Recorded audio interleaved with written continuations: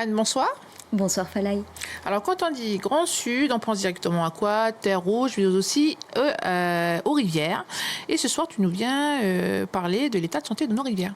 En effet, Falaï, avec un résultat qui est extrait du dernier bilan environnemental du Grand Sud publié par l'Œil, qui nous disait qu'en 2020, le repeuplement par 97% des espèces de poissons qu'on avait plus revues dans le crique de la baie Nord après l'accident de 2014 de déversement de solutions acides était réobservé dans le crique de la baie Nord en date de 2020.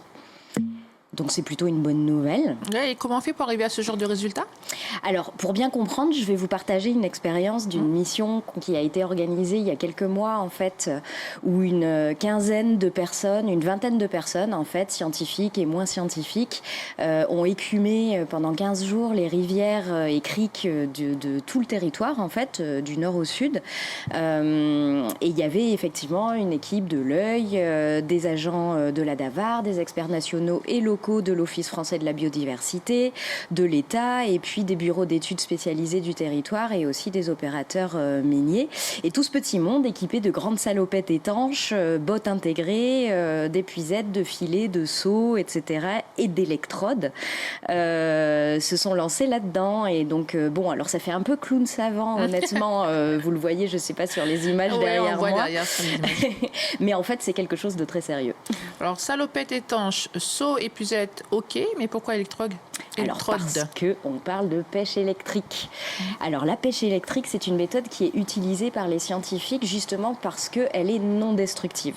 Le principe, c'est qu'elle permet de prélever un maximum de poissons et crustacés sur toute une portion d'un cours d'eau sans toucher à l'intégrité du vivant en fait. C'est-à-dire qu'on les choque un peu, ce qui permet de faciliter la capture. À partir de là, on est en mesure de pouvoir très rapidement les peser, les mesurer, les identifier. Et ensuite, on les met dans un bain de réveil. En fait. Oui. Et on les relâche vivants. Et c'est une méthode répandue?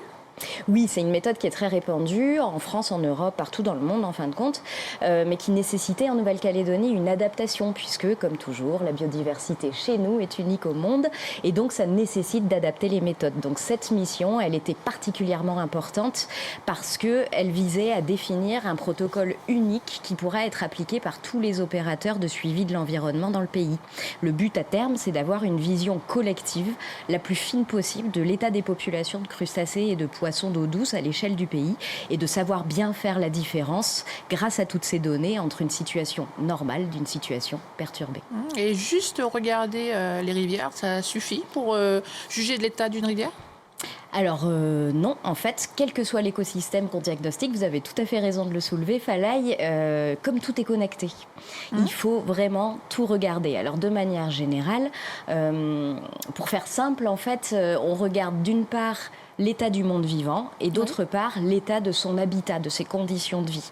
Donc en fait, que ce soit sur terre, dans les rivières, dans la mer, on va par exemple mesurer la composition chimique de l'eau douce pour voir l'état d'une rivière, mais ça suffit pas, on va aussi aller voir des bioindicateurs comme sont les populations de poissons, de crustacés, d'algues, etc., de micro-organismes et d'invertébrés. Et c'est un peu en fait comme si un médecin vous examinez-vous, mais aussi votre maison et allez faire des analyses de votre maison pour voir si elle est saine pour vous et si elle peut expliquer votre état de santé qui est constaté. Et donc après, on compile tout ça.